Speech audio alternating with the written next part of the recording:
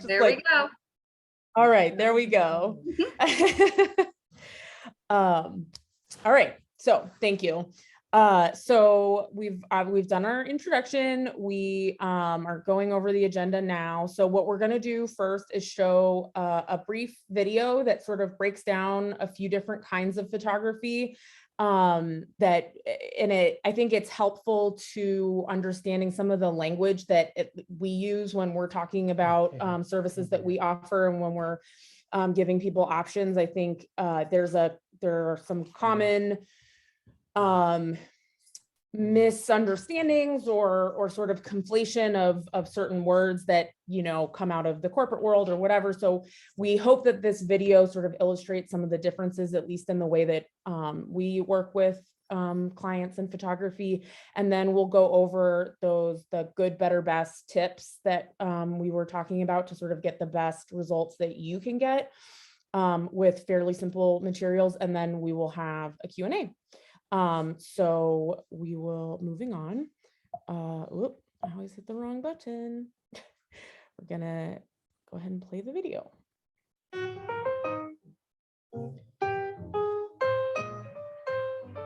Hi, I'm Sam. And I'm Nathan. We're the team behind Porter Loves. We're artists supporting local artists, creative small business owners throughout the greater Pittsburgh region. This video will be a brief breakdown of some different types of photography you might be interested in or encounter as a small business owner. It's important to note that not everyone uses the same language to describe these types and styles of photography. We hope that pairing our names and descriptions with photo and video examples will give you a much clearer understanding of these options. Straightforward photography is the most basic direct image of your artwork or creative product. The only subject in the frame is your item or set of things, so there are no distractions. We shoot it on a white background for simplicity and consistency. We recommend straight shots for everything you make, particularly in an e-commerce situation. These shots most clearly and honestly answer the question, what are you selling? Styled photography, another type of product photography, is where you bring additional items into the frame. We always advocate for these items to be intentional and strategic. They should help show scale, show how your item might be used, or have some connection to the inspiration behind the item or your overall brand identity. Styling allows for a great deal of creativity. Additional objects, playful lighting, and fun and funky colored background paper can play a role, but it's also really easy to go too far here. The whole point of styling is to enhance your product, not drown it.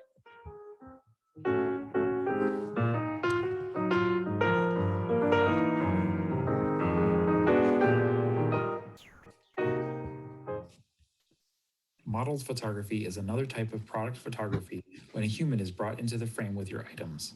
Earrings dangling on a close-up of an ear, a hand holding a handmade mug with steam rising off the top, and a full-body shot showing off a dress are all examples of modeled photography. Like styled photos, modeled images can be great to show scale, how to use something, or how to wear something. The model you choose to work with can communicate a lot about your brand voice.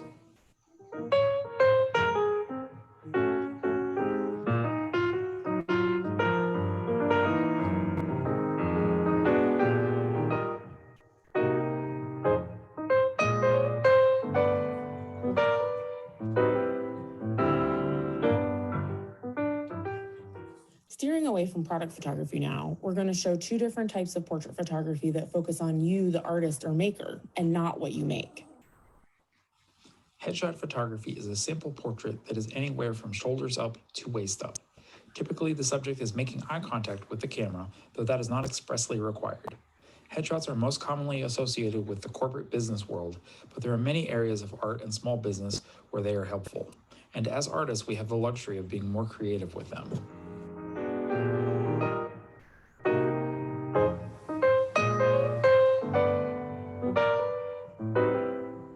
Suppose you want photos of yourself to tell a bit more of your story. In that case, you'll be looking more towards creative portraiture or branding photography instead of a headshot. These photos zoom out and show more of the environment around the subject. This can be your studio, office, brick and mortar store, or your booth at an outdoor market.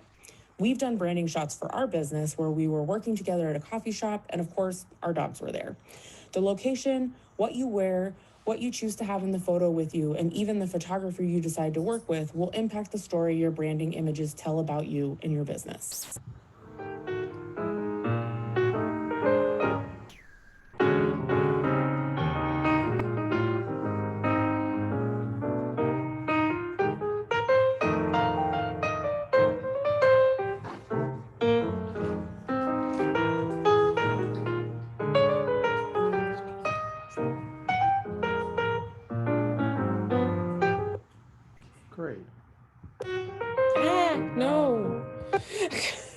That is not what we meant to do.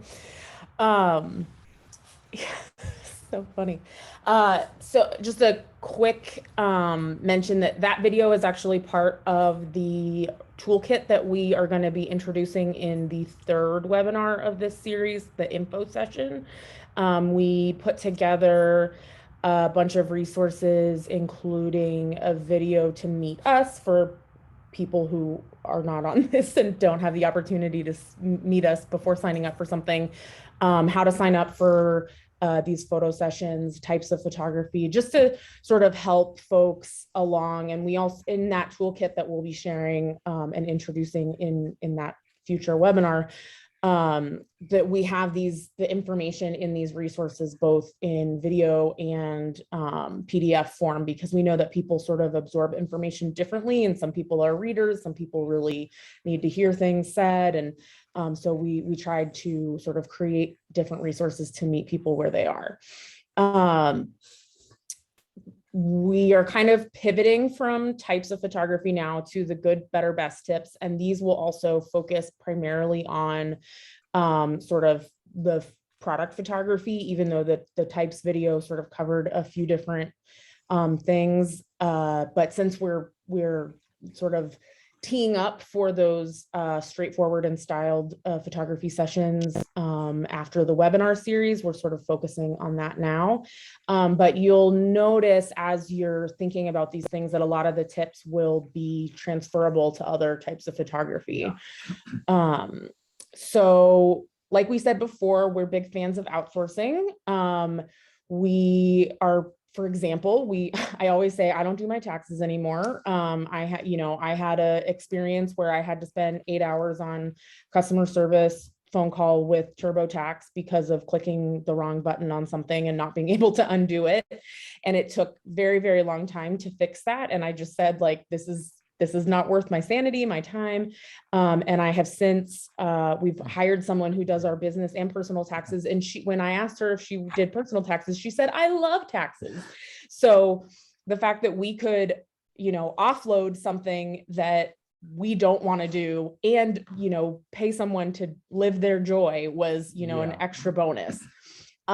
So we're always here and saying to folks like, well, how much time could you save if you didn't struggle through taking your own photos? Right. But we also are realists and we understand that not everybody is getting big grant money or has, or they're just starting out. They don't have the money to invest. They're not sure where they're going.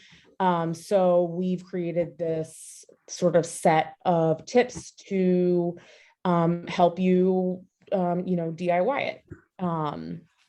And the main message that we want to give is that you don't get stuck in the mess of like trying to be perfect. Like if you're comparing yourselves to brands that have bazillions of dollars on Instagram and all their photos are amazing, that's not fair to you.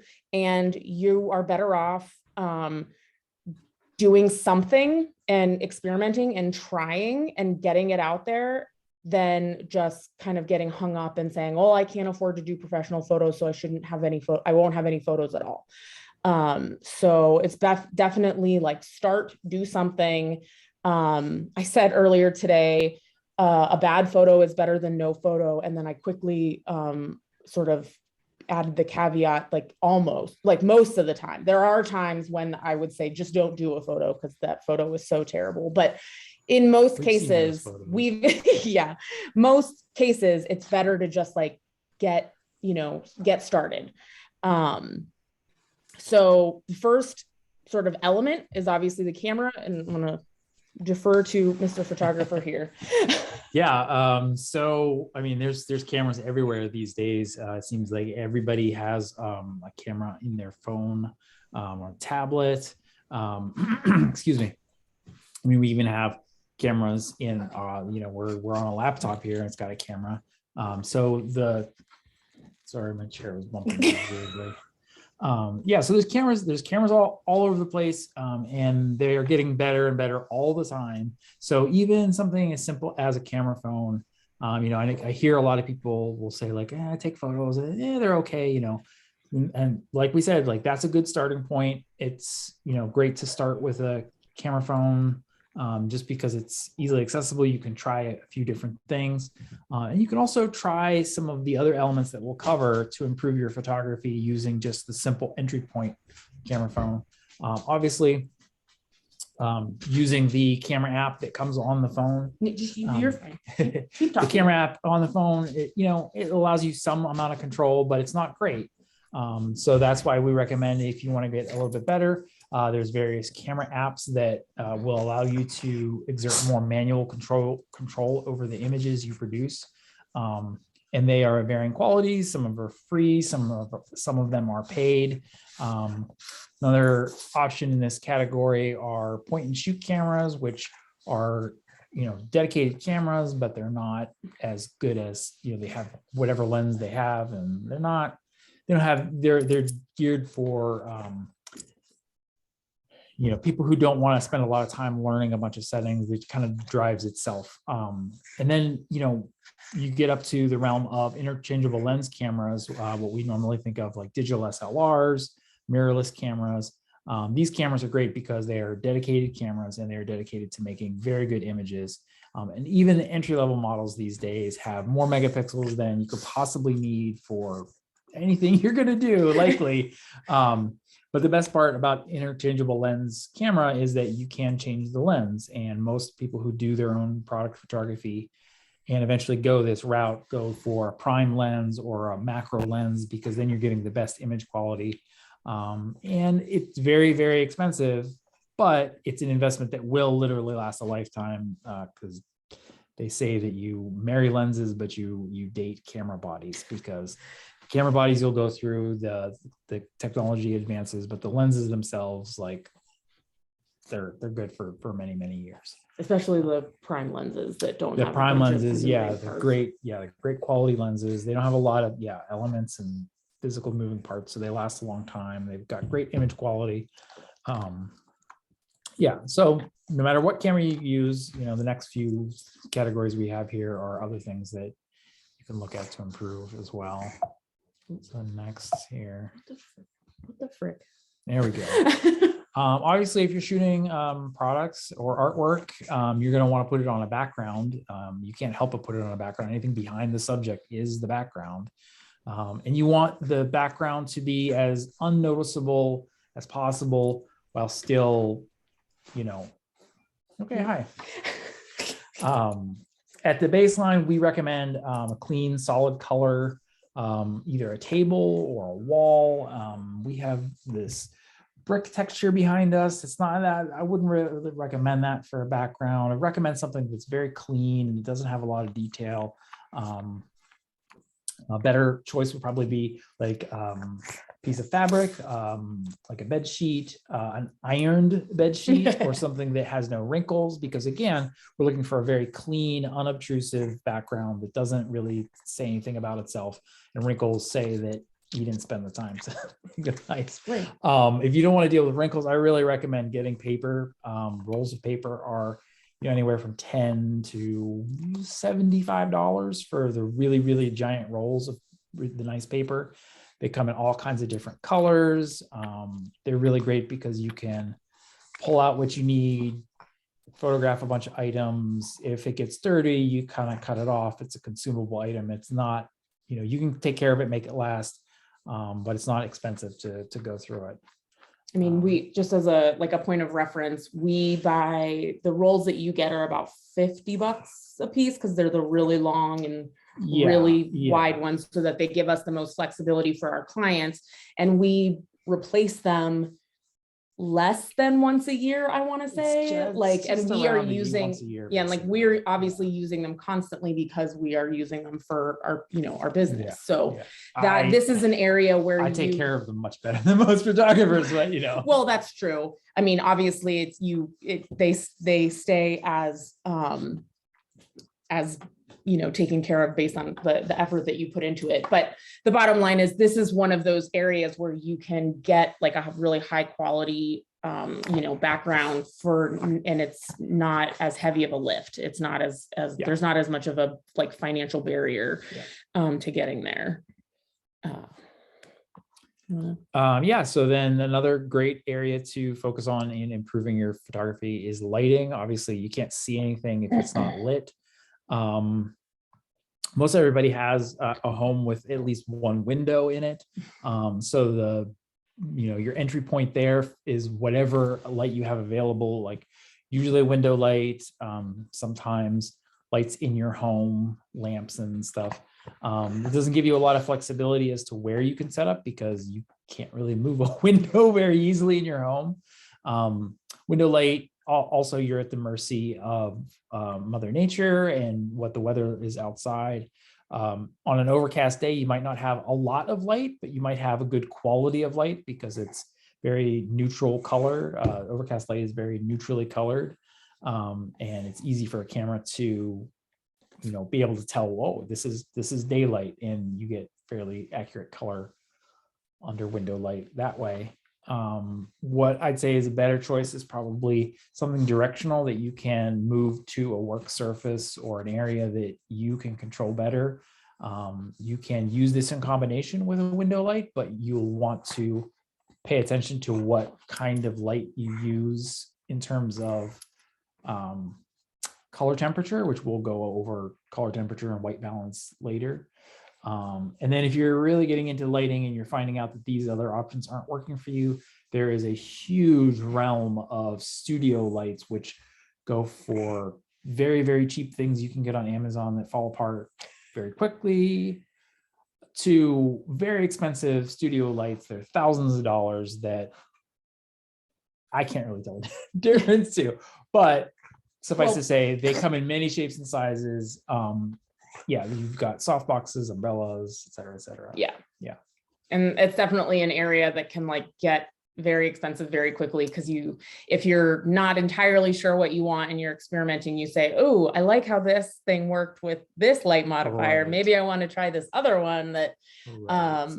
so it can be a bit of a slippery slope, but it is it's nice, obviously. Yeah. So then with editing, we use this image as our example of you've gone too far. But in the context of product photography, for us, we were being fun because obviously our dogs are our brand, and we did this on purpose. I think we were sending a message about something about the solstice. And so I was like, ooh, the sky and the doggies.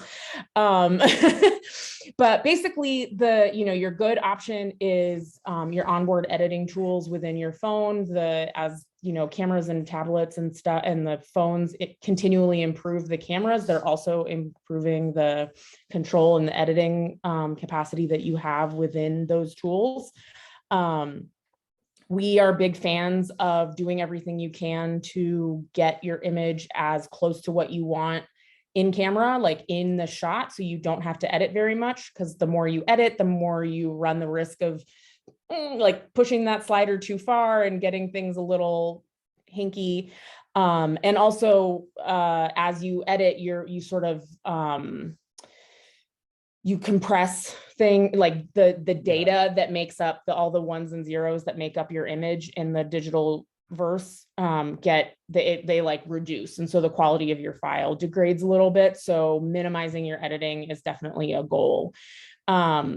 The better option is that just like there's more advanced capture applications that you can get into on mobile devices, there are more advanced editing applications.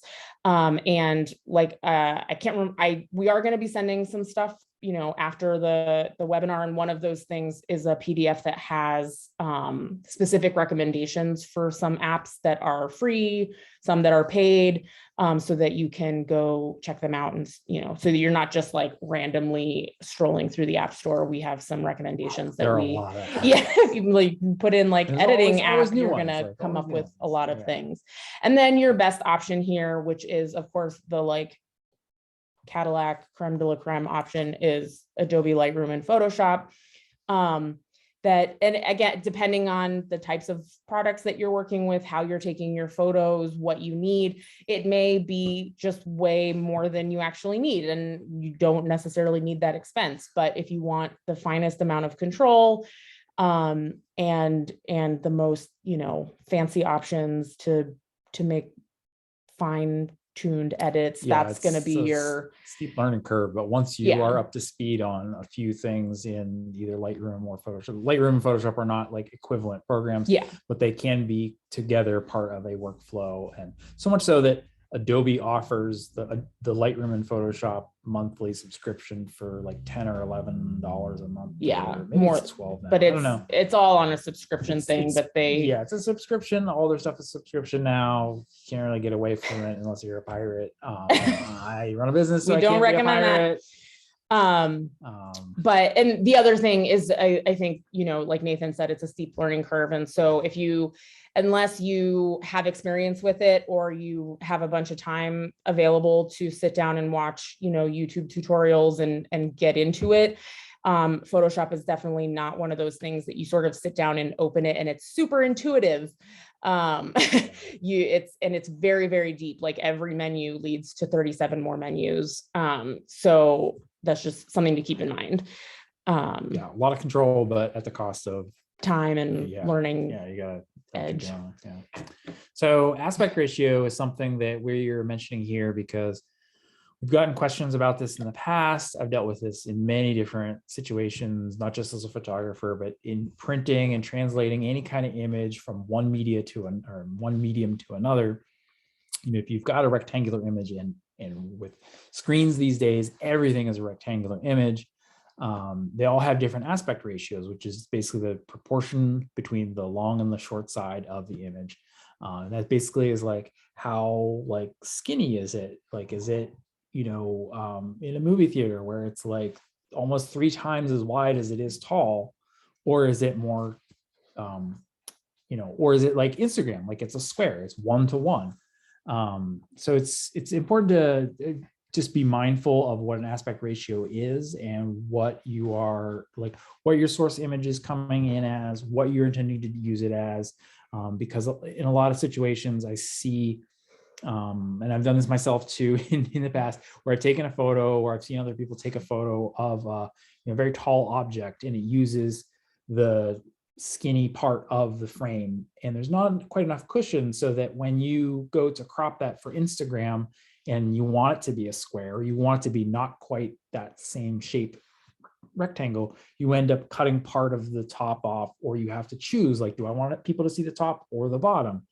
And it's just, you know, if you photograph it in a way that gives you enough space around the actual object, then you have the ability to crop it to a square, crop it to, you know, people will, you know, they'll need something for a publication sometimes, and you just want to be able to give yourself more options. Another thing too is if you do get into Photoshop, is you can extend the backgrounds if you have a very nice clean background that Photoshop can see no blemishes in. There's Yeah, that's an option too, but we recommend still getting everything in camera if you can. Yeah, I was going to say all of the promotional banners that we've done for this series of webinars and shoots involves extended backgrounds to create those rectangles, like what the lead slide was on this presentation. And I was only able, first of all, that's a trick that Nathan taught me like 10 years ago. I don't like doing it, but it's using a photo with a really clean, even background makes it a whole lot easier. And it is possible, but it's way better to just have extra room. Yeah. Yeah. You know, and it's, if you don't know what the end product is going to be, then you want to set yourself up for the best success. If you do know that you are only going to be using square format, you're only going to be using one particular kind of size, shape, rectangle, you can, you know, photograph your items to more in line fit with it, because you want to use as much of the real estate in the image as you can reasonably. I mean, still leave a cushion around it so it looks right, you know, Right. so it looks natural in its sort of framed area. Right. But most of the time we've experienced that when folks are at that stage where they're shooting or documenting the work, is there's a question mark about where exactly those photos are going to go or what format they need to be in. And so leaving that extra space is something that sets you up to have the most flexibility for whatever the decisions are made down the road. Yeah, exactly. And then, as I alluded to earlier, when I'm talking about the different options for lighting, you want to be mindful about white balance, or color temperature, as it's sometimes known. This is basically just the property of light that, not all light is actually white light. It looks that way to us because our brains make us think that it is. So I see the brightest object in the scene and that's white. But a computer or a digital sensor, something that's calibrated to, to be accurate, sees different color light accurately. So we'll see an incandescent light is white, it'll see it as orange, or it'll see outside the light looks blue to it, for example. All that to say is that you'll want to, if you are mixing, daylight from outdoors with bulbs, photos taken with bulbs from indoors, you want to make sure that your bulbs are using daylight balanced bulbs, or that you are, consistent across the board so that you're not mixing color temperatures willy-nilly. You can do it and you can do it creatively, but understanding how to get rid of all the color casts first is a great place to start. Yep. So angles, we like trying different angles, don't we? So this is a fairly simple concept, but it's just to keep in mind that obviously like pieces and work that are different dimensional shapes, flat work, is it all, you have to think about sort of like your position in relationship to that work when you're shooting it and there, Nate was saying earlier today, like there are some sort of like psychological things that come into your like positional relationship to work. Like if you are, if you shoot at like a higher angle and so that you're like looking down on it, it can kind of create this sense of it looking smaller, even though it's not actually smaller, but it gives it sort of shrinks it and makes you sort of like above it in a way. Similarly, shooting from a very low angle is almost, it's like the camera angle version of the power pose, like it creates this sort of importance to the piece. Seems to make it look taller to us. Yeah. And so you just and there's no, good, bad, indifferent about those things. It's just a matter of like being aware of them, understanding that these sort of dynamics are in play when you're making your decisions about how best to show off the work. Right. And those, higher angles can be really helpful to show like dimensionality or to show like if this mug had like a cute character painted on the inside, the artist probably would want to take a photo of that and include that in their selling points to be like, look at this cute thing that's hidden in your tea. So in like for example, in this image that you can see in the slide here, I'm standing on this step ladder kind of precariously, and I'm photographing this flat work, and I'm at a slight angle, but I'm mostly coming from the top. And part of the reason I'm doing this is because when I'm shooting at a lower angle to sort of get the details, I noticed that the foreshortening of the object, I wasn't filling the frame quite as I wanted to.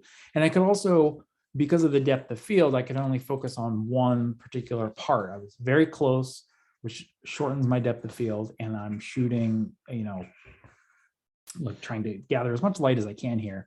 So I've got a very wide aperture. So I have a very, very shallow depth of field, which means that like there's just a little tiny bit that's in focus and then nothing else. But if I adjust my angle, that very thin range that's in focus is more in line with the actual object, so that you can see more of the object in focus, and I'm more efficiently using my frame here. Like it's filling the frame a little bit more efficiently, so that people can see the object and they're not just seeing like out of focus background, because like who cares about out of focus background.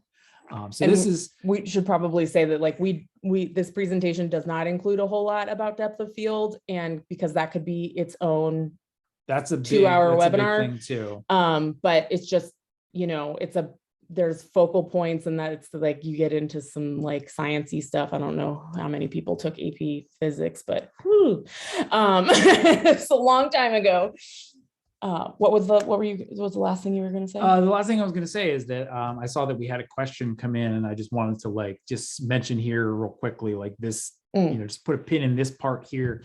Like this is the reason I'm mentioning depth of field, because it is part of the questions that we can get to. We'll get to later. Yeah, we probably noticed when you registered, you had the opportunity to submit questions, and we have a question that's basically about depth of field that we will get to when we do the questions. Yeah. Styling.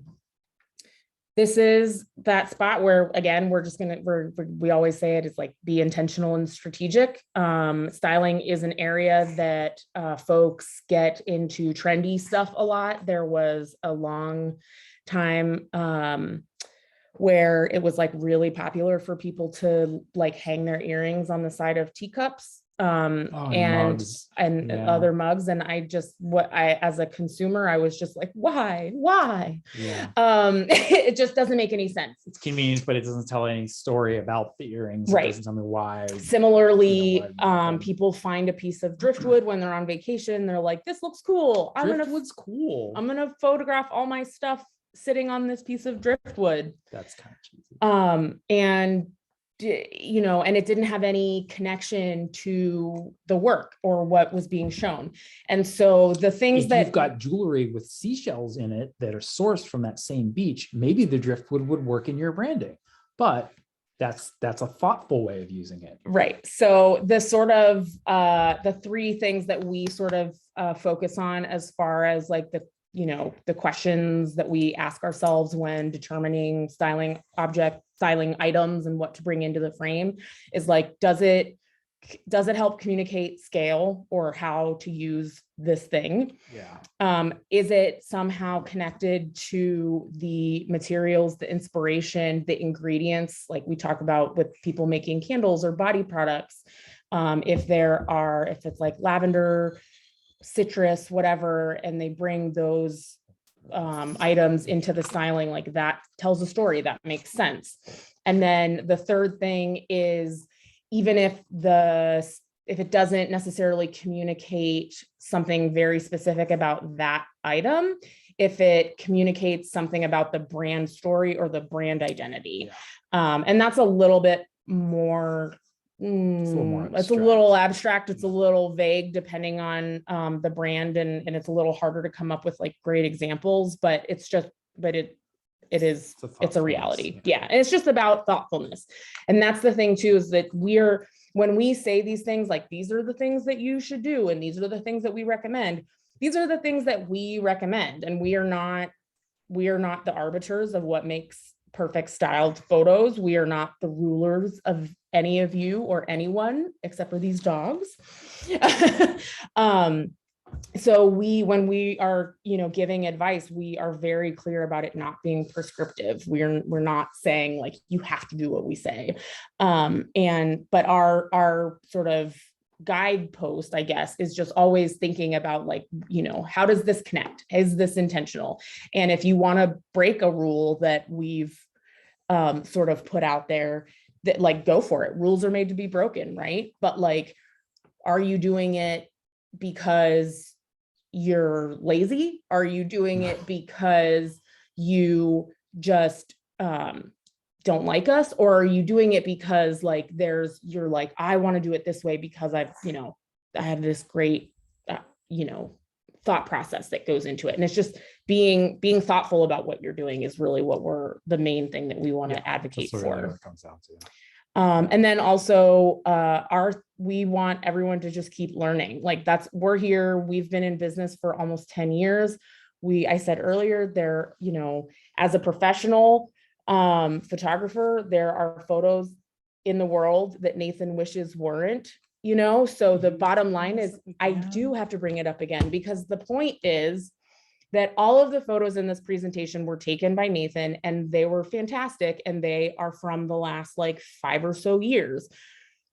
Not that the previous 5 years were all terrible, but in that first year, things were a little, experimental. And so the point is that as we all push ourselves to continue learning, to continue developing, to continue get better at the photography piece, at all of the other pieces involved in running a creative business, at making whatever you're making. You don't, if you're someone who is a ceramist and you make mugs, you're not just like, well, I've made the perfect mug and now I'm done. I think part of the joy and the greatness of the creative community is that we're always innovating and we're always trying to improve upon what we're doing. And so with respect to product photography, we're going to send you some follow-up resources and with some recommendations. But as you know, like we all know about YouTube, there's free and paid resources to learn about everything and anything in the world. And we just advocate to like take advantage of what's out there when you have the time to do so. We also wanted to include a quick plug about the rest of this series. You can find all of the listings in more detail about all of these things at porterloves.com/events or /calendar.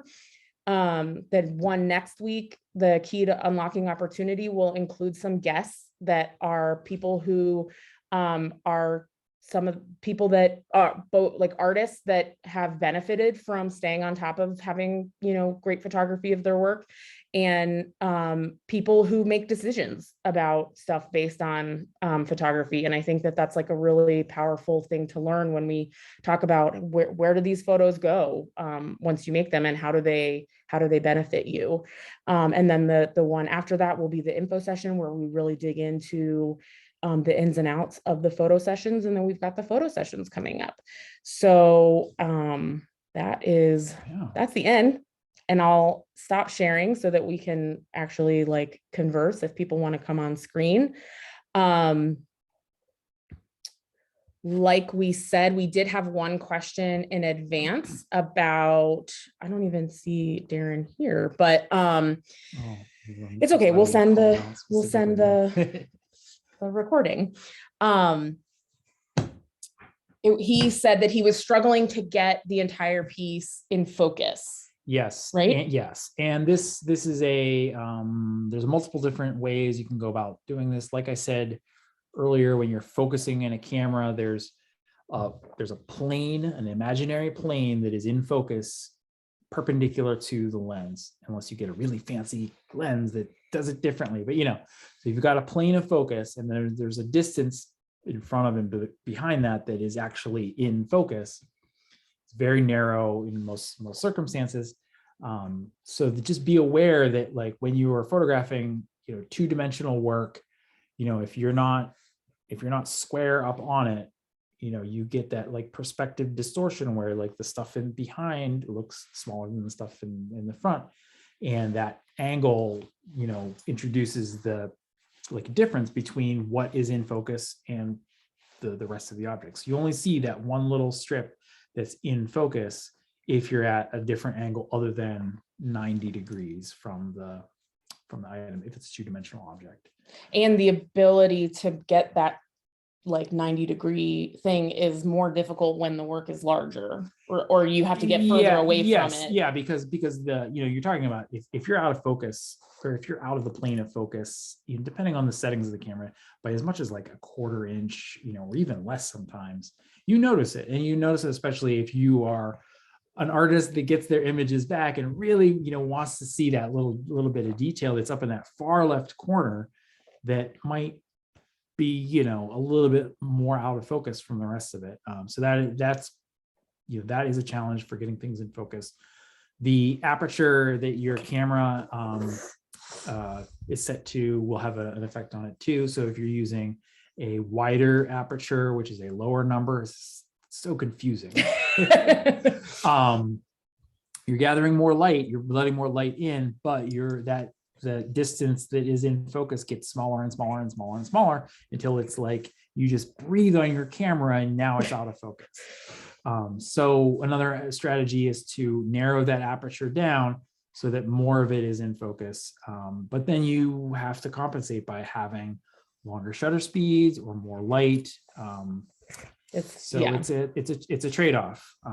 This is a point where I'll also, just because this is like sort of It's very really technical, so- technical and nitty gritty, that we are always down for, like, we're here sharing this information that we have, we're sharing further resources after this.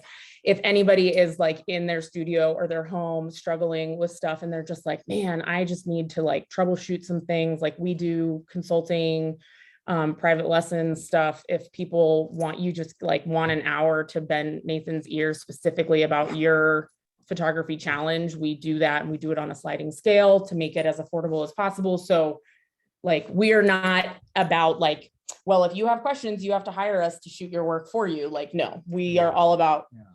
spreading the wealth, sharing, etc. What's up, Lisa? What was that? Hey guys, great session. I've been like running around delivering groceries and then driving home, but I'm like, but I have to see this. I have to see this. Really good information. So just thank you very much. Thank you. I do want to give a plug for Nathan because actually it's probably been several years by now. I did some lessons with him on Yeah. flash photography. And Nathan is very patient and very kind. And, you know, you don't always get that with someone who's technically minded as well. So I think Nathan is you're a great person to work with. So if anybody's Aw, interested thank in that. you. Get all misty-eyed. Yeah, it's true. And the other thing is I did want to see your Zoom next week, but I'm not sure I saved like Katie's initial email, which had the link to sign up. Are you or Katie or somebody able to resend us so that we can sign up for next week? Yeah, when we send the follow-up resources and stuff to everyone who registered for this one, we'll include links to sign up for next week and the subsequent stuff too. So we'll definitely get that for you. I figured you probably would, but just in case Yeah. it wasn't on your radar. So great job. Thank you both so much. Thank you. Thank you so much for the kind words, Lisa. That really Yeah, means it's a nice lot. to Thank see you. You bet. It's all true. Okay, I'll stay on until we're done, but I'm turning off my camera because I hate seeing myself on camera. Bye. Bye. Does anybody else have questions? You don't have to. That's cool. Yeah. And you know, the presentation is it's supposed to give that sort of upper level kind of overview of kind of what we do, how we talk about things. Yeah, and like I said, one of the PDFs that I'm going to share after this is it's like sort of a expansion of the good, better, best stuff. So it'll get into all of those categories a little bit more. And yeah, but we like, This has been great, really. like right on time. Yeah, no, that's really nice too. I'll stop recording. We can wrap up, but